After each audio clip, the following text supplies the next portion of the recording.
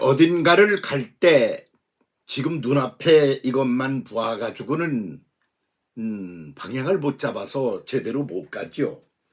그렇지 않습니까? 부산에서 서울을 올라온다든가, 저 서해안에서 서울로 올라온다든가, 서울 사람이 또 어디 강원도 어디로 내려간다든가, 그럴 때 말입니다. 그 지금 당장 눈앞에 있는 게 뭐야? 산이 가로놓여 있네? 꼬불길이 있네? 그것만 쳐다보고 거기서 어떻게 해야지? 그래가지고는 못 간다 그 말이야.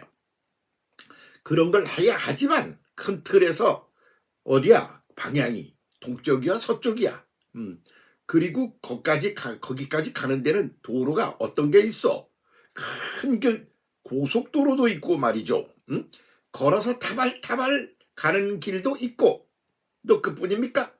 뭐 자전거 타고 가는 길도 있고, 차를 타고 가는 길도 있고, 심지어는 비행기로 싹 날아가는 길도 있다.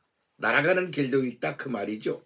길이 하나가 아니잖아요. 큰 틀에서의 그 길을 통짜배기로 이해를 하지 못하면, 그러면 거기 가는 거 그거 헤매다가 끝나죠. 헤매다가.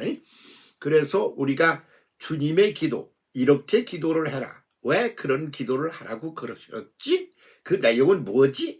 이렇게 주기도문을 지금 이해하려고 그러는데, 각 부분들만 이해를 하면, 그러면 그 전체가 이해가 안 되면 꼭 어디로 가야 되는 건지, 북쪽으로 가는 건지 서쪽으로 가는 것이, 그런 방향성이 없으면 아무것도 되는 게 없기 때문에 중간 정리를 한번 하고 가는 게 좋지 않겠나, 그렇게 보이는 거지요. 그 후배 어떤 목사님께서 그런 소리를 합디다.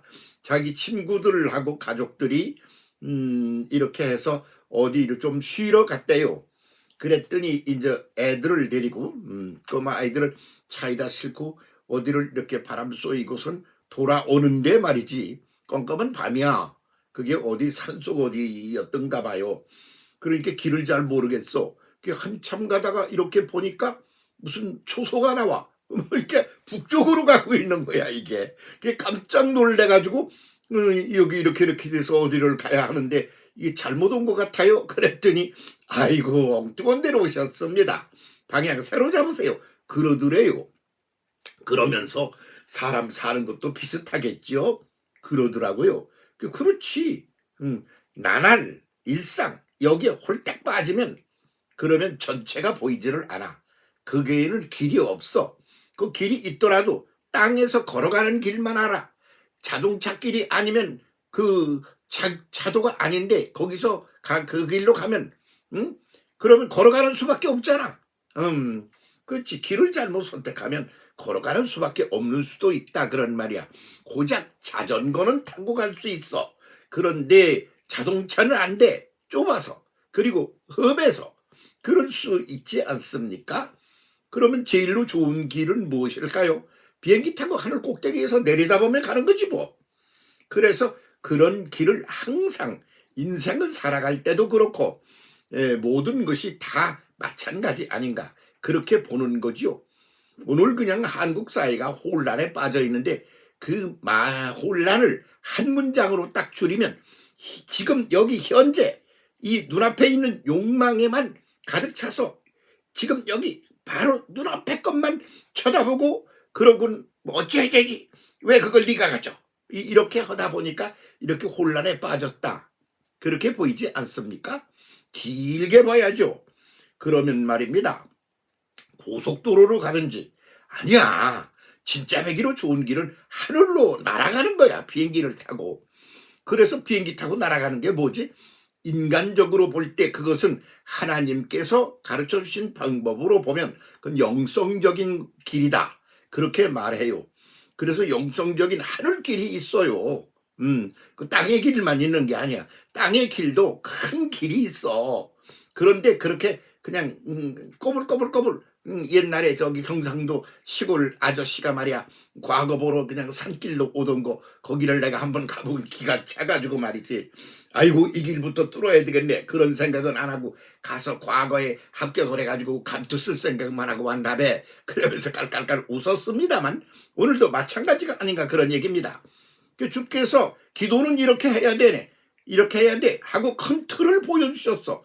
그러면 그 부분적인 것을 살펴보면서 동시에 어떻게 보면 전체를 보아야 그래야 하늘로 날아가는 그런 하늘길이 열린다 그런 말입니다. 그래서 중간 정리를 한번 해보려고 그럽니다. 맨 먼저 이 이야기는 인간이 하나님과의 관계 속에서 일어나는 이야기 아닙니까? 하나님과 어떻게 대화를 나누어야 되느냐. 그러려면 그 하나님이 어떤 분인지를 알아야 되지 않아? 나는 누구인지를 알아야 되잖아. 그래서 자아인식, 하나님에 대한 인식이 정확하고 깊고 그리고 구체적일수록 그리고 그 길이 환하게 보이는 거지.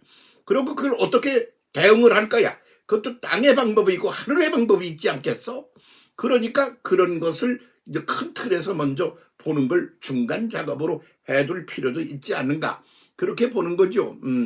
그래요. 5월 29일이 성천일입니다.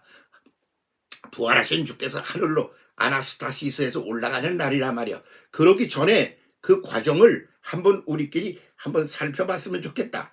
맨 먼저 이렇게 기도해야 돼. 그럴 때 첫 말이 첫 단어가 뭐라고 그랬죠? 아빠입니다. 자아인식입니다. 내가 하나님 앞에서 볼 때 난 어린아이야.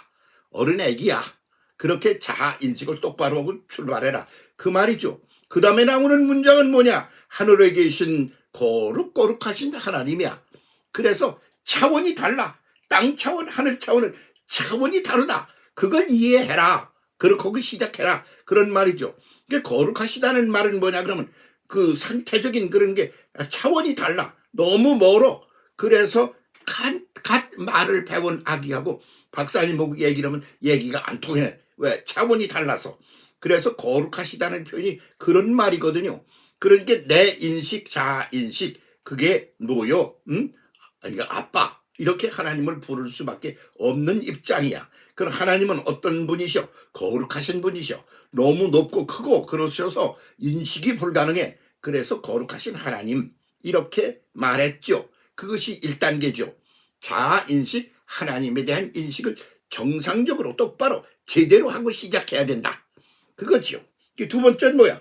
그 아버지 하나님이 그 다스리는 그 상태의 그 하나님 나라가 그 다스리는 상태가 그냥 그 꼭대기, 하늘 꼭대기, 높은 곳에서 있는 것들이 이런 아빠 이렇게 부를 수밖에 없는 이런 낮은 차원으로 그것이 내려와서 임재하여 하늘에서와 같이 땅에서도 이루어지이다.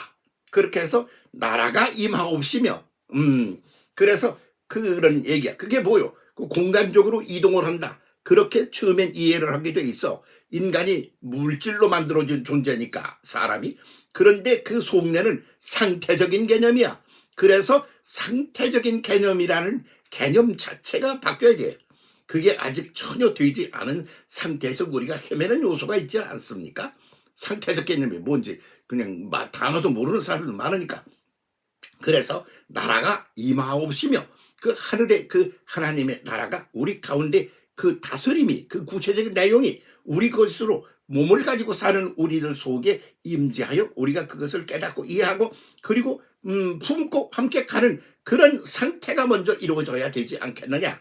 그게 두 번째 단계로 나라가 임하옵시며 공간 개념에서 상태 개념으로 이런 것이 두 번째 단계가 되겠죠. 그러면 세 번째는 뭐야? 그러면 아주 신기하고 아주 놀라운 세계에서 노는 거네? 그러면 그런 것은 인간이 몸을 가지고 살아가는 이런 하나님의 형상과 모양을 따라 만들어진 인간 존재의 한계가 있어.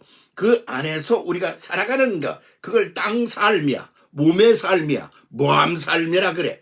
그러면 그런 차원에 존재하는데, 그런데 그쪽 얘기만 하면 그 무슨 소리 하는 거요? 지금 무슨 소리 하고 있는 거요? 그렇게 되지 않겠어? 그러니까 땅의 삶으로 그것이 구체화돼 실용화돼야 된단 말이지. 그러니까 일용할 양식을 주시고 그런 말이 나오는 거죠. 일용할 양식을 주시고의 그 본문은 어떻게 되느냐면 매일의 양식을 주시고야. 그 말을 번역을 일용할 양식이라고 했는데 매일의 양식을 주시고 그 매일매일 몸을 가지고 살아가는 이 속에서 맨 먼저 필요한 게 뭐야? 매일의 양식이야. 그걸 매일 먹어야 매일 살아가. 그리고 전진을 하든 뭐를 하든 뭐가 된단 말이지. 그러니까 매일의 양식을 주시고 그리고 그것은 매일의 양식은 두 가지 종류야. 하나는 영성적 차원, 정신 차원의 양식이 매일 와야 돼. 매일 깨달아야 돼. 매일 그러면서 변화하고 전진해야 돼. 그 다음엔 육체적인 양식이야. 밥을 먹어야 돼요. 뭐 살아가야 돼요. 집도 있어야 돼. 그런 거, 이 두 가지가 다 매일의 양식으로 매 순간마다 새롭게 다가와야 한다. 이런 말이죠. 응? 그 다음에는 뭐냐 그러면 인간이 혼자 사는 게 아니야. 인류가 더불어 함께 살아. 그러니까 이 인간 관계를 전부 간격이 있어. 나, 너, 그들 이렇게 나누어지는 것이 하나로 융합되는 관계로 발전해야 된다. 그런 말이죠. 그게 무슨 소리요? 응?